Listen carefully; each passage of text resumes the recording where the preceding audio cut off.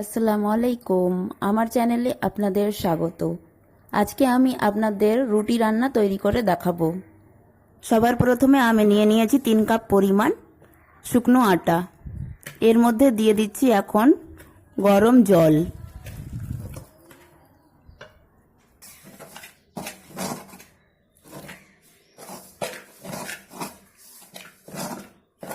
এইভাবে আটাকে গরম জল দিয়ে ভালোভাবে মিশিয়ে নিয়ে হাতের সাহায্যে খুব ভালোভাবে মেখে নিচ্ছি।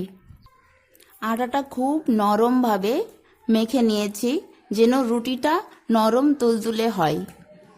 চারপাশে রুটি করার জন্য একদম আটাগুলোকে আলাদা আলাদা অংশতে ভাগ করে লই করে নিয়েছি গোল গোল।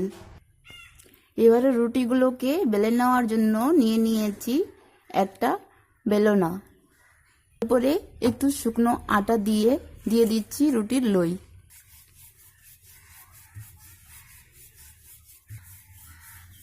দেখছেন বন্ধুরা কত সুন্দরভাবে রুটিটা একদম গোল আকারে বেলা হয়ে গেছে। এবারে দিয়ে দিয়েছি তাওয়ার উপর। রুটির তলাটা 1 মিনিটের মতো সেঁকে নিয়েছি। এবারে উল্টে দিচ্ছি। দ্বিতীয় পাটটা ভালোভাবে সেঁকে নিব। এবারে দেখুন বন্ধুরা রুটিটা ফুলে উঠতে আরম্ভ করেছে। পুরোপুরি একদম গোল আকারে খুব ভালোভাবে ফুলে উঠেছে। এই রুটিটা খেতে একদম নরম তুলতুলে লাগবে। একই পদ্ধতিতে একই রকম করে 4-5টা রুটি পরপর আমার তৈরি করা হয়ে গেছে। দেখুন আপনারা সবাই এর রুটিগুলো কত নরম তুলতুলে হয়ে গেছে।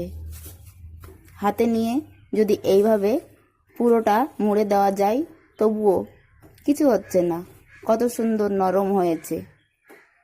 এই রুটি রান্না করার পদ্ধতিটা যদি আপনাদের ভালো লেগে থাকে তাহলে আপনারা আমার ভিডিওতে একটা লাইক দিয়ে চ্যানেলকে সাবস্ক্রাইব করে রাখুন। দেখা হচ্ছে পরবর্তী ভিডিওতে। এখনকার মতো আল্লাহ হাফিজ।